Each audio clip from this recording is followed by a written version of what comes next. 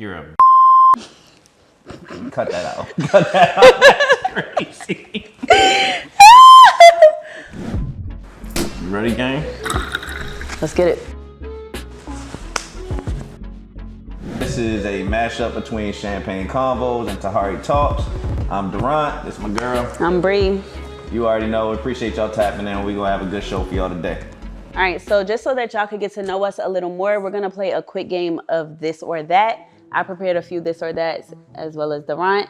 So you want to bounce back and forth? Let's do it. All right. No money or no love? Ooh, out the gate? Out the gate. I'm going to go no love.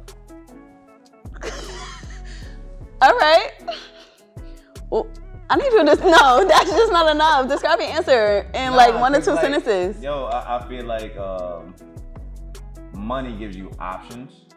Fair. And I feel like love, my father-in-law says this all the time, romance without finance is a nuisance. And so like without the finance piece, like it don't matter. The love, it will fade eventually. Unless you're talking about your moms or your pops, like at some point, if you're struggling with somebody and they're the connection to your struggle, you end up the party. Damn. Well. I'm Sorry, going. yo, that's out the gate, my bad. Out the gate. I guess I asked for it. I'm going no money. I feel like there are so many people that have all the money in the world and they have no love in their life. No spouse, no friends, no children. The people that work for them are only there for the money.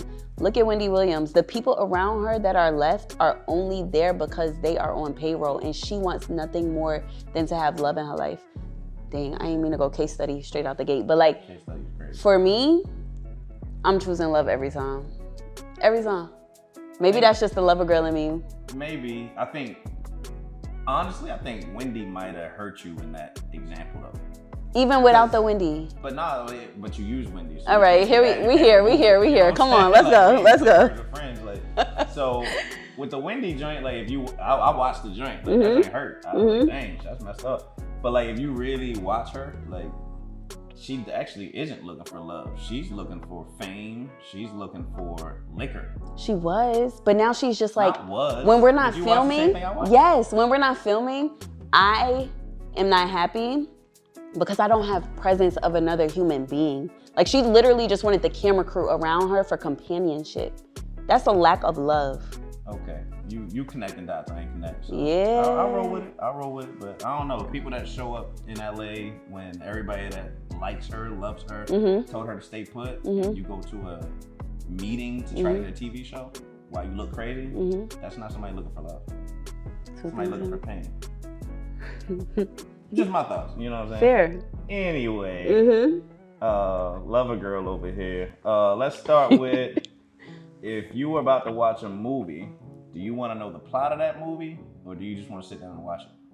I want to sit down and watch it. Don't tell me, because you're going to piss me off. Because then why am I watching a movie if I already know the plot? Respect. I agree. Yeah. I don't like when people be like, what's it about? Yeah. Like, what we doing here? You like, can give me a little synopsis. I might look up the trailer on YouTube, but don't tell me how it ends, because then I'm getting up. I don't even watch the trailer. I just need to know a little something. I'm the guy that shows up in the Netflix, and like, if I just like the cover art, I'm with it. Absolutely not. I'm watching a little preview, and then I'm going to decide, are we watching this or not? But don't tell me the climax, and don't tell me the ending. You on the wrong side of this. You answered this wrong. No, that's not knowing the entire plot. Basically, the trailer's giving away. No. What's your... I just want to show up. I don't want to know nothing. I want to watch it the way the director intended me to watch it. You know you're talking metaphorical to life. See, all right. Keep going, yo. Keep going. Eat the same healthy thing forever, or whatever unhealthy foods that you would like for life. Eat the same unhealthy thing forever. No. Same healthy thing forever, or whatever you want, but it's unhealthy for the rest of your life. Healthy. Same. Yeah. What's your meal? I like life. Yeah. What's my meal? Yeah. For unhealthy? What you meal prepping for the rest of your life? No, for healthy. It gotta be healthy. Let me do a kale Caesar salad. Ew. And they gotta let me rotate proteins. It's no rotation. Same thing. Nah. You said it just gotta be healthy. Same healthy thing forever. I'm going salmon, rice, broccoli. That's all I need forever. That's fire. I do love rice. That's it. Give me a little jasmine rice. We good. Okay, cool. I'm with it. All right. One's gotta go. This might get a little controversial. All right. Kwanzaa or Juneteenth? Kwanzaa gotta go. We not forgetting the day that we got our freedom. Ooh, so we separate. We not forgetting that. You just gonna my ancestors are not gonna allow me. I feel like I can't get to heaven and look my ancestors in the face and say I forgot about Juneteenth. Kwanzaa, we could celebrate peace, love, and together and unity any day, wherever. We could light the candle. I'm not downplaying the holiday. No. However, Juneteenth, we not forgetting that. See, you doing this we thing. That's interesting. That's interesting. Yeah. Because isn't Kwanzaa rooted in like African? Unity. So you're not part of we? I feel like Kwanzaa is where it started and Juneteenth was a little progressive and we just can't forget. Like the roots are going to be the roots, but we're not going to forget about the day where we got our freedom. That's huge. Okay. What you got? I actually agree. I'm rolling with Juneteenth. All right. Reluctantly, my father probably not gonna like that, but I'm rolling with Juneteenth. Sorry, Dad. Rolling with Juneteenth. It's my turn? Yep. Move to another country or stay in the city you're currently in? Move to another country, easily. Hands down. Hands down. Where would you go?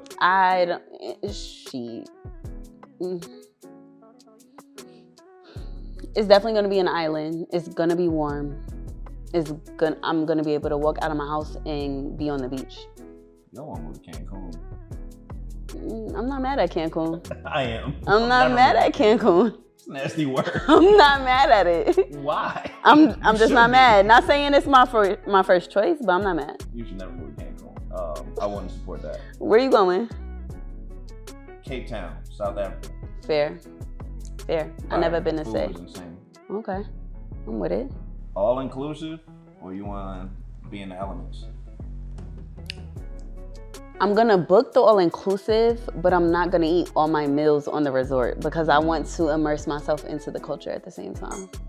But I need to be able to walk to the bar and get a drink and you're not asking me to show ID in my wallet. Respect. Yeah. Respect. So she basically didn't answer the question. I'm gonna go all-inclusive. I like simple. I don't like having to think a whole lot about what I'm about to do next. When I'm on vacation, I don't want to think. Fair. But if the all-inclusive is nasty and the liquor is cheap, then what? That was a personal problem before you got there. I'm just saying. I guess we have experienced that before. Yeah, absolutely. But we was young, you know. It didn't matter. Yeah, that was bad. Just happy to be drunk. Vacation or French trip? Vacation or French trip? What's the date? Whenever. Nah, I need to know the date.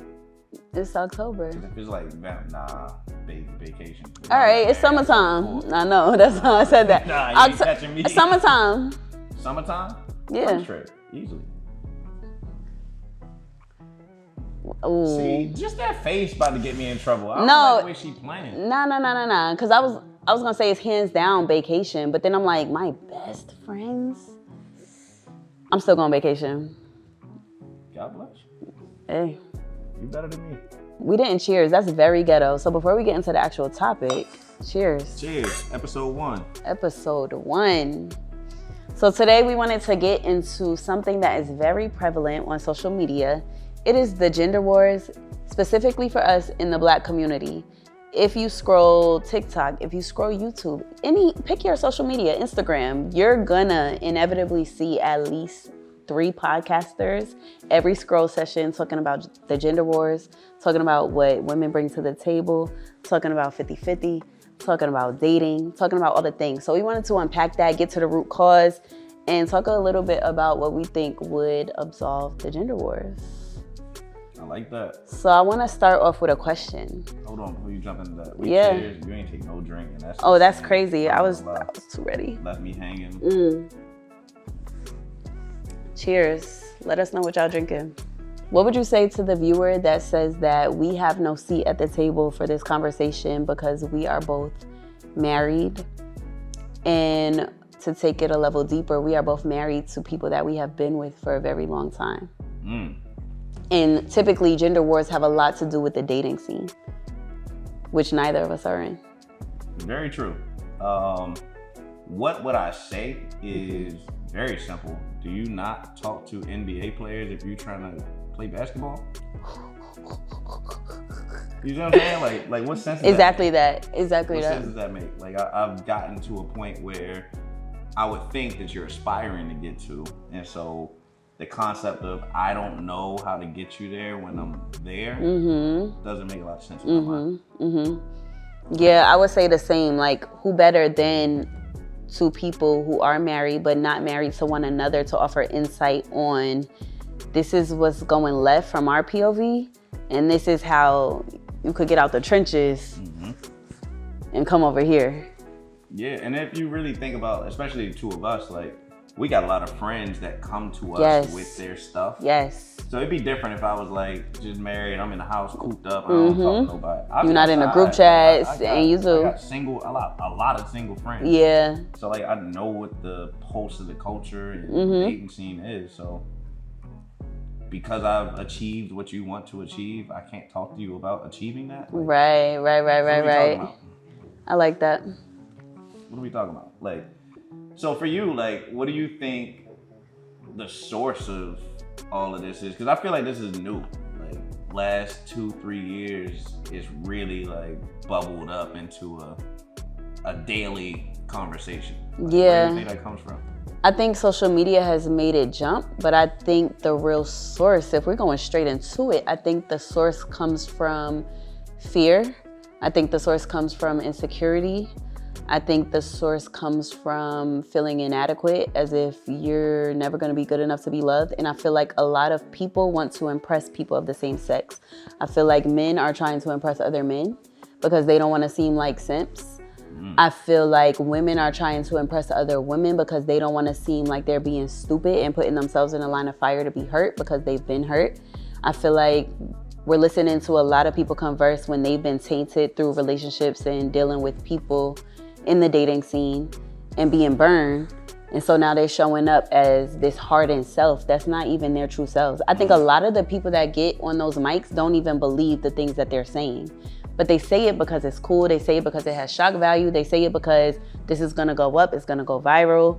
And they say it because it's the cooler thing to say. Nobody wants to get on camera and be like, yeah, I wanna be loved, but I don't see that happening for me. Or I fear being alone, or I fear getting to old age and we're still having these same conversations. Nobody's gonna, it's much cooler to be like, women are the problem and XYZ, toxic. It's funny you went straight to women are the problem. That's funny. Hey. No, I think you're spot on. I think a lot of it is rooted in pain and underdeveloped thoughts. And that ain't me calling y'all stupid. That's not what I'm doing. I'm just saying it's very easy to say generalizations and then find reasons to support those generalizations. Yeah. It's just severely underdeveloped. For sure. I also think a lot of the loudest voices on social media are not the ones who are on the flip side of it. Like, there's not as many husbands who want to be husbands because they want to be husbands and not because their wife or girlfriend then said, get married to me or else. They're not the ones with the mic typically. It's typically the guy who's in the dating scene and he's alpha or beta male and wants to spew these toxic mindsets onto younger, impressionable minds or people on his same level. Whereas there are a lot of men who are out here married. 51% of Black men do get married and are married. Talk numbers. Let's talk about it. Talk numbers. But you don't see them with the mic. On the flip side of that, only 1 out of every 4 Black women are married or will ever experience marriage or being proposed to or the institution of marriage. And that's a disparity. Yeah. So those stats are interesting because like 51% of Black men, I never heard that one. That's fire. 1 out of 4, I think something that a lot of people don't consider is there's just a lot more women than men. Period. Forget Black, white. Women altogether. There's just a lot of women, right? And so like when you start thinking about it from that perspective, I understand how we got to a point where we're just spewing pain. Yeah. Like I get it. Like it's easier to just I had a bad experience with, let's say I'm speaking as a woman, like I had a bad experience with a man. That experience has jaded me. I speak from pain, and it's easier to go find generalizations that support my pain. Yes. And so I don't care to develop my thought around that pain. I'm just gonna continue to support that pain at scale. And so that's what I think is happening, is like people go through one bad instance or two bad instances, and now it's easier to just label everybody as they ain't good. Do you think that's happening on the platform and when the cameras and the mic gets turned off? Yes. And when they're sitting with themselves? Like there's never a point of introspection. There's never a point of maybe I wasn't my best self in this situation either. There's never a level of what can I do so that I don't remain here? Like it just is what it is. I wouldn't say it is what it is, but I think it's hard to cut through the noise, right? So like you hear it in a podcast, then you see it on Twitter, then you see it on Instagram, then you hear it in the songs. Like how do you avoid it? Yeah. Oof. There's a different level of like, what's the word I'm looking for? There's a different level of accountability you gotta take and like looking intrinsically to be able to say like, yo, I can't listen to none of that because a lot of this is on me. And it doesn't align with where I'm going and what I want. Like that's just gonna keep me 10 steps back. But it's easier to just roll with whatever supports your current pain. This is true. You know, if you think about Yelp, most people leave negative reviews. Right. They're talking about the negative. It's easier to point out what's wrong with your job than to leave your job. So when I asked you about, do you think that there's ever a point where people cut off the cameras, cut off the mics, and then they have this introspective moment or period of time where they're like, maybe that isn't how I really feel. This isn't who I really want to be moving forward. I think that ties itself into the whole social media is smoke and mirrors. And social media is a fake place that a lot of people go on for ideas, theories, and mindsets that they take into their real life, not being able to separate the two. So you go online, you're scrolling, you hear this mindset that the person that's saying it maybe doesn't even believe in real life, but now you take it into your real life. And these are the mindsets that you're going into dating with. And you're putting people in the line of fire to potentially hurt because you heard this and now you're implementing it. Yeah. Where does I guess my question is, at what point is someone held accountable for that? Like you just out here and you just knocking them down and then what? I mean, look, like everybody's accountable whether they like it or not. Yeah. Like that's happening, whether that happens today or 15 years from now when you realize you squandered the last 15 years when you could have had somebody. Yeah. Right? Like we both know people that like when you talk to them, they're like, dang, I let that one get away. The one I got away. And you be like, bruh, you let them get away and I told you not to let them get away. And I think a lot of people are striving for a highlight tape versus like the game film. You know what I'm saying? So like, and my guys will follow me on this. Like, you looking for like LeBron doing windmills at all times with a woman. Like, she gotta be 5'6", fatty, bad, don't talk back, like nothing. Docile, very docile. Meek and mild. You looking for perfection out of that. But that person doesn't exist at scale. You know what I'm saying? Like, the baddest joints in the world get divorced every day. Hello. Every single day. Like they get played every day. And so that's the way I look at it. Like people are looking for Instagram in real life. Yeah. And that doesn't exist. And that I think is the danger. And I also think that's what makes us, I guess, the most credible to come to the couch and have these conversations, because in marriage, it's not always pretty. There's no highlight reel until you post the pictures and until you post whatever. Like, you're going day to day with this person. You're building with this person, especially in our case, being with somebody from 17 and 18 years old. Every day is not gonna be cake and ice cream. Like, it's gonna be some days y'all eating ramen out the cardboard box, but y'all doing it together. And so to experience that, but then you're hearing conversations where it's like, if he can't buy me a Bottega, or if he want to go 50-50, or he want to take me to a smoothie shop or a cheesecake for the first date, then it's a dub. What? Yeah. You're never gonna find him, and if you do, it's gonna be for the wrong reason, so it's not gonna last. It baffles me that people that ain't never been out the country want a Bottega. Oh, you ate them up with that. That's bad. Like, what are we talking about? You live in Atlanta and you've never been to Charlotte. Yeah. Somebody's supposed to buy you a burger. Yes. What are we talking about? Yes. Like, what are we actually talking about? And same thing for the fellas. Like, you respectfully, I respect every place y'all work, but respectfully, you work at the factory with Amazon. Yeah. You ain't supposed to have the baddest joint in the world. You just not. Yeah. You setting yourself up for failure. Like, yes, they took your whole Amazon check this week and ran it up. Why did you talk to her in the first place? Y'all live two different lives. I think that's not your league, baby. I think a lot of these gender wars are rooted in like a rebellion against what we were taught when we were young. And what is that? Because not everybody was taught the same thing. Generally speaking. Okay. This is me speaking in generalities. But like, what we were taught when we were young was like, you find somebody that you vibe with, and y'all rock. Y'all rock. But like, they didn't grow up in social media. So like, social media teaches you to be impatient and to be unreasonable. And so like, impatient and unreasonable is like recipe for disaster. Yeah, what are we even talking about? Like, do y'all even like each other? Can y'all hold a conversation beyond 50-50 and who's paying?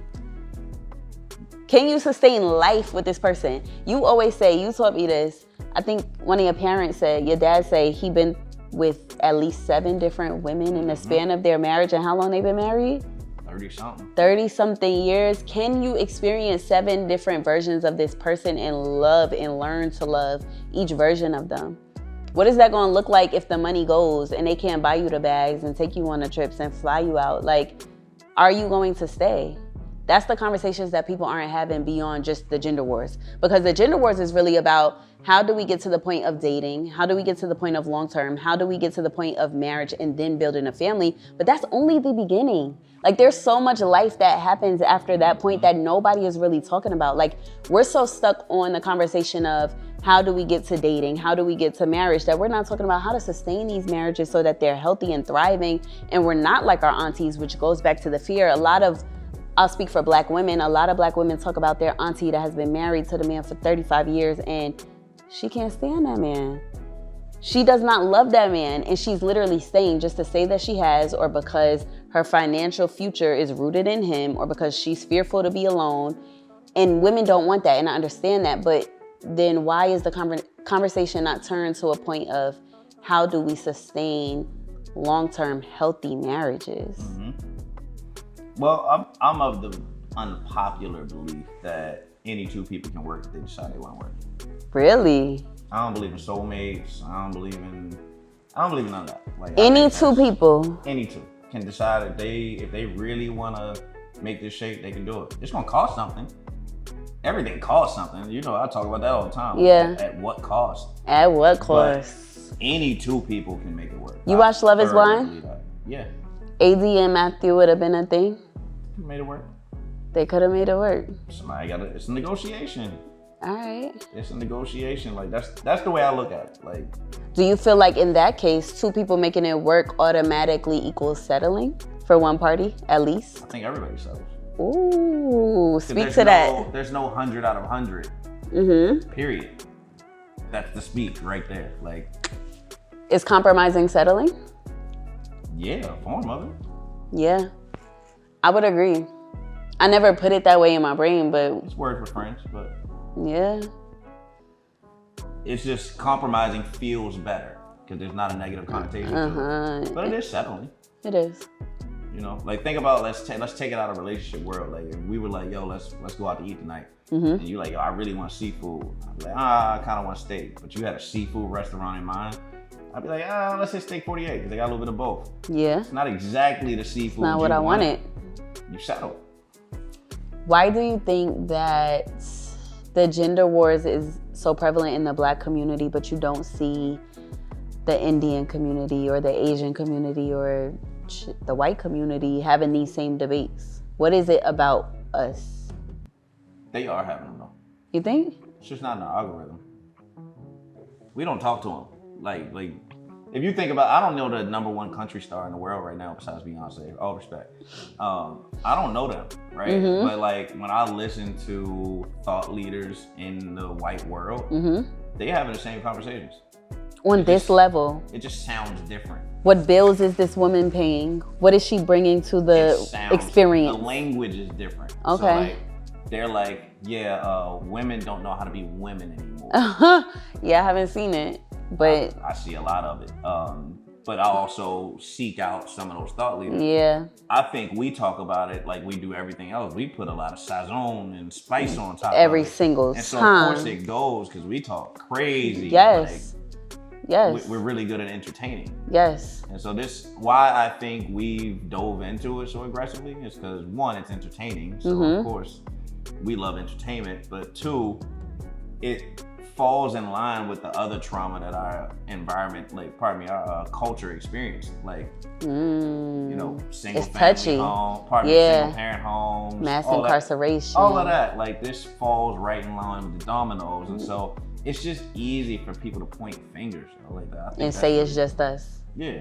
Oh, no, it's your fault. No, it's your fault. Nobody wants to look in the mirror and be like, yo, this is kind of on me. You know what I'm saying? That's fair. What do you think? I think it's exactly what you said. I think that if Black women and Black men realize how powerful we were together, that we would be unstoppable. And I think that, like you said, it's easy to talk about what's going wrong and not what's going right. And so we're distracted. Like even shift into a spiritual gear. You a PK, I come from a preaching family. I think that part of it is spiritual warfare, is distractions to keep us in the argument of, what do you have to bring in? Where are we going? How are we dating? When it's not really about any of that. The whole purpose is so that Black women and Black men do not create family units that continue to breed success and healthy children and healthy members of society that can reproduce the same thing for generations and generations to come. Even going to the Bible, when God put two humans on this earth, it was never a mother-son relationship. It wasn't a mother-child relationship. It was not a brother-sister. It was man and woman, husband and wife. And so I personally believe that that is the most important relationship, the most, what's the word I'm looking for? The most precious, for lack of better terms, relationship in God's eyes. And so why would he not want all of his children that want that to achieve that? But we're so busy talking about gender wars and 50-50 that we can't even get to that point. Yeah.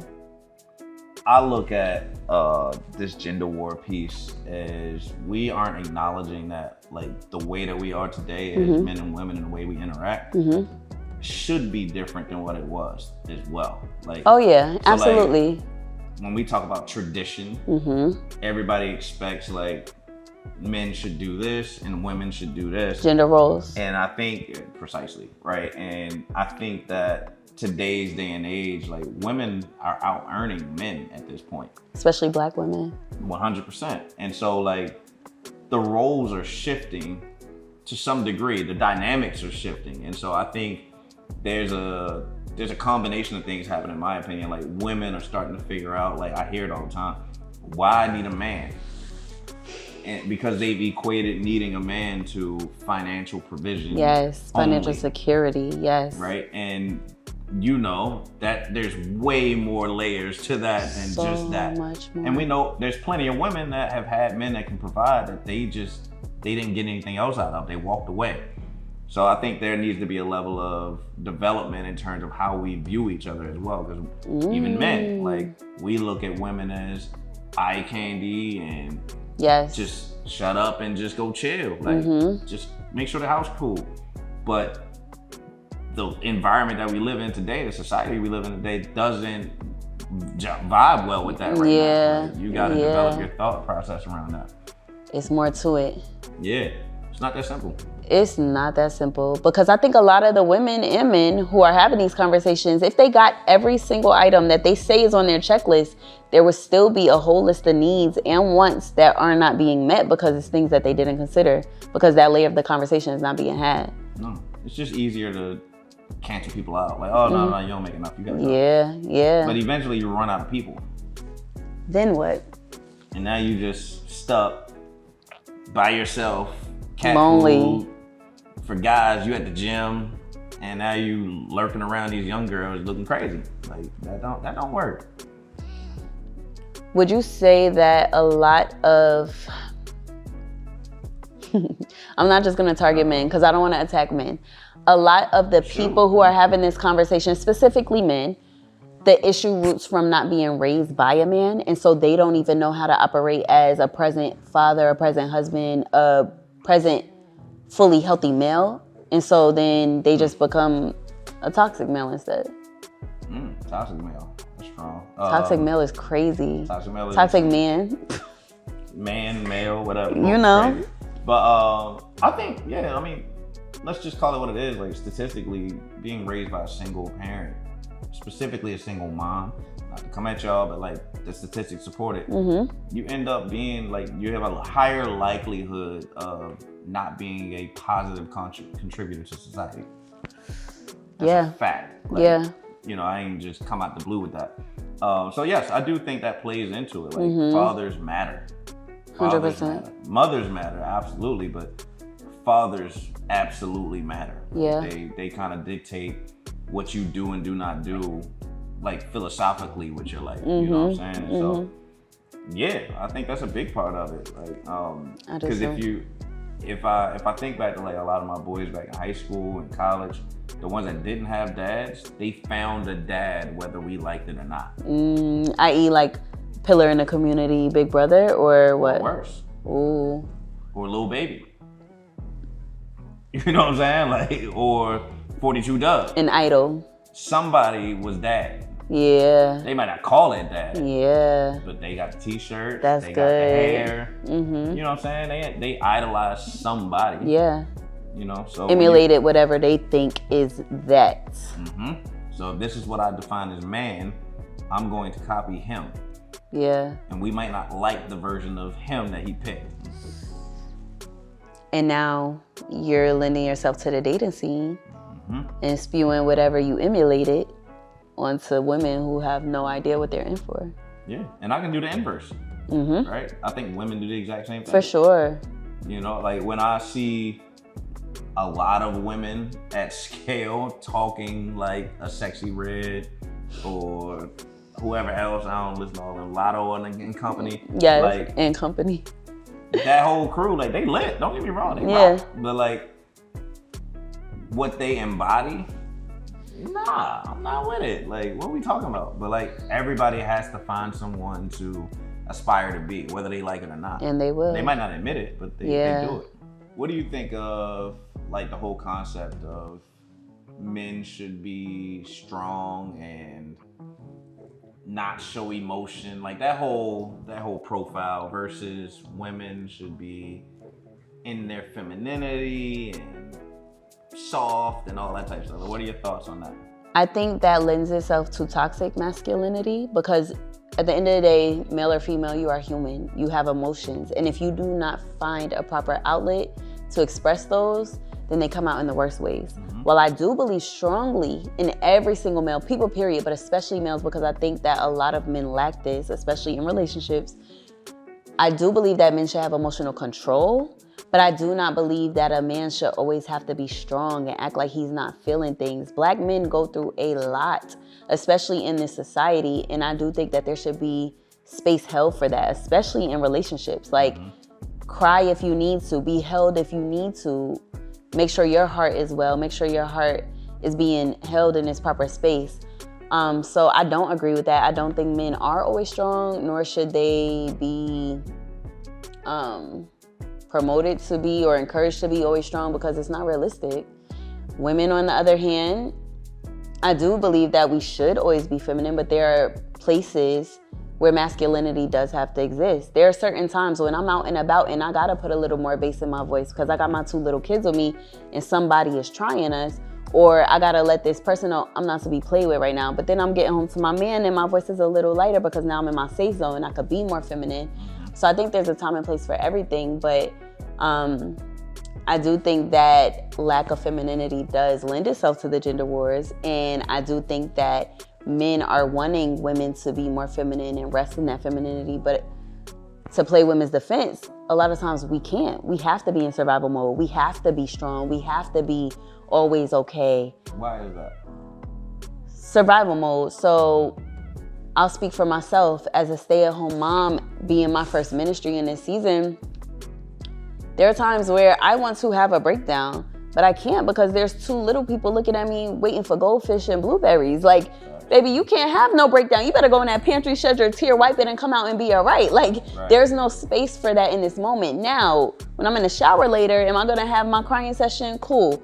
But right now, like, there has to be times where you control it and be able to turn it on and be able to turn it off because there's not always space for it. Yeah. I feel like that's life. You may feel a way about your coworkers, you may feel a way about higher up, but you can't go in a conference room crying. You gotta show up and be corporate Durant, and then it might be space and time for that later on in the car when you sitting across the table from D.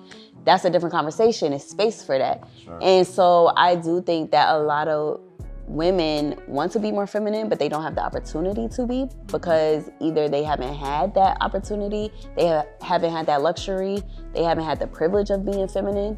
And same to men. I like it. I think we agree on this. I think femininity, that was crazy. I think femininity and masculinity are responsibilities. Ooh. Like, say more words. So let me start with, say more words is crazy. Say more words. Let me start with masculinity. Like, I don't like the phrase or topic of toxic masculinity. Why not? Because it's like, it's a buzzword. I'm not a big buzzword guy. You hate buzzwords. It feels like virtue signaling. That's a buzzword. Okay. I don't like them jumps. They just too easy to throw around. Yeah. And they lend to underdeveloped thoughts, in my opinion. Not to say that yours was, like, it was well thought out. But masculinity, in my opinion, like, it's a responsibility because it should mean that you are capable of strength. You are capable even of violence.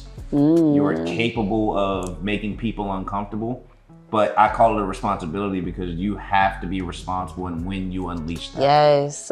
Right? Yes. Like, if you are incapable of violence, you're not a good person because you're not violent. Mm-hmm. You're a Cut that out. Cut that out. That's crazy. So no, like, I really feel like it's a responsibility. Like, you should be capable of doing all the things that are framed under toxic masculinity. Yes. You just should control yourself and not be toxic. Emotional control. Right? And same thing with femininity. Like, you should be soft and docile and all those types of things where appropriate. Yes. That doesn't mean that you just walk around like a wet napkin and just get thrown all over the room. Like, it just means never given that in the appropriate space, you aren't fighting. Like, you should not always be fighting for your life. Especially as a wife. 100% as a wife. But even as people trying to be a wife. Yeah. Because how do I know you can be that if I never see it before you are that? Yeah. I try to take dating outside of dating and just talk about life. So, like, I hear this a lot from women specifically. Like, oh, I'll be submissive or soft. Oh, yeah, I know that's another buzzword. That's a trigger word. But I'll be softer and more wifely when he shows me that he deserves it. Or when he put a ring on my finger. And it's like, bro, like, would you ever purchase a car that they say drives really, really smooth if you ain't never drove it? No, you just wouldn't, right? So why would committing my life to someone be any less important? Right? Like the principles don't transcend very well.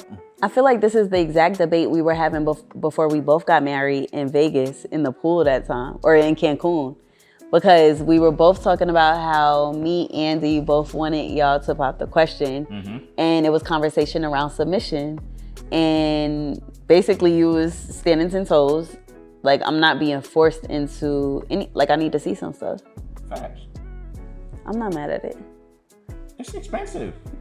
It is. And I'm not talking dollars. Money. I'm talking, it's expensive, period. Yeah. Emotionally, financially, spiritually, physically, like, it's expensive. Time-wise, and you can't get that back. You talked about, like, with the kids, you don't get to have an off day. I feel that same way sometimes with a wife. Like, Yes. I don't get to show up at home and just be like, yo, I don't feel like doing nothing. Don't look at me, don't talk to me, don't do nothing. There's a Excuse domino. me? Look at you. Yeah. Like, it's not even you, and you like, Yeah. what you mean? Yeah. Like, we gotta show up. So if I have to show up, it will be on my terms before I jump into that. Fair. I ain't heard nothing wrong. What would you say to, because you talking about that made me remember or think about the fact that marriage and relationships in general are a mirror. And that's a lot of times what makes people fearful, because the things that you can hide off of social media, at work, in your relationships with your extended family, you can't hide in a relationship. Everything is going to be exposed. The imperfections will be exposed. The areas where you need to work harder will be exposed. And people don't like being told about themselves. So do you think that that is also a fear factor in, let's just talk about, let me keep you at door number one of, let's not even get to the point of dating somebody that I can see myself in a relationship with, because I got some stuff I need to work on first before we even get to this point, and you tell me about me and you see me in a vulnerable state. That's it. That's literally it. Yeah.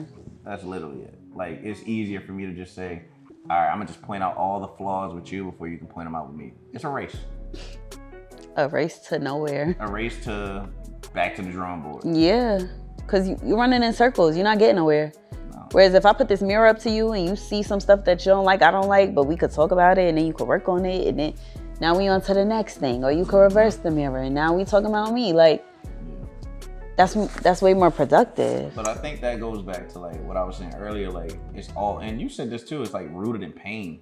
Absolutely. Like, it's rooted in disappointment. Yeah. Like, that's where it's rooted. So instead of me putting myself through that again, I'm going to be the one that inflicts the pain. Let me strike you before you can strike me. Literally. You gonna hurt me, I know it. So I'm just gonna hurt you first. Self-sabotage. Let me double click on something you said though. Well, actually, you didn't even say anything. You was just like, that's a buzzword. What was the reaction to submission? I knew that it would be a buzzword. Like, for me, it used to be something that, as a Black feminist, like I used to identify as a Black feminist. In some ways I still do. And so I used to cringe at that word. Like, I remember saying to my uncle, like, I want you to do our vows, but you could skip over that part. But it's like, you can't skip over that part. If you want a God-ordained marriage, that's what comes with it. And so now me in my 30s understands that I've evolved into somebody that has no problem submitting. But younger 20s me would submit to what? Submit to who? Submit how? Like, what are we talking about? And I think that a lot of women have that underdeveloped mindset and underdeveloped thought of, what do you, submission means that I'm being less of me. And it's not, that's not what it means. So I just knew that the moment you said that, somebody was gonna cringe the way old me would have cringed. That's a fact. Yeah, no, submission is always funny. I like throwing that word out You there. love it because you're not the one who has to submit. I disagree. You feel like you have to submit? I think both people submit to the bigger task at hand. Ooh. Right? Like, so like, the whole idea of marriage is to have a successful marriage. Anybody can get married. People do it every day. People get divorced every day. Yep. At a very high rate, right? So like, I feel like both parties are submitting to, here is the bigger thing that we're going for. Yes. Right? Like, I would be a liar to say that I come in this house every day and I just call the shots and stuff just go. Nah. Now, there's some stuff that I'm gonna grind my feet into the ground and say, nah, I ain't budging. Yeah, but Absolutely. there's some things that she do that with as well. And I'm like, cool. But we both submit to the bigger mission. Like, we're sub-mission. Yeah. You know what I'm saying? And I think that lends itself to the structure of God first, the covenant first, then the man, then the woman. Like, every single day, people think that you say your vows and that's the choice and you marry and it's happily ever after until the end of time. But there is a choice every single day where you're choosing the marriage, you're choosing the we over me, you're choosing what you committed to. Some days it's not even about the spouse. I committed to God. And so I'm gonna honor the person that he linked me with because I made this commitment to him. Obviously, you and Nate, like, what keeps you in them days where you're like, bro, I don't even feel like talking to this. Like, what keeps you rolling?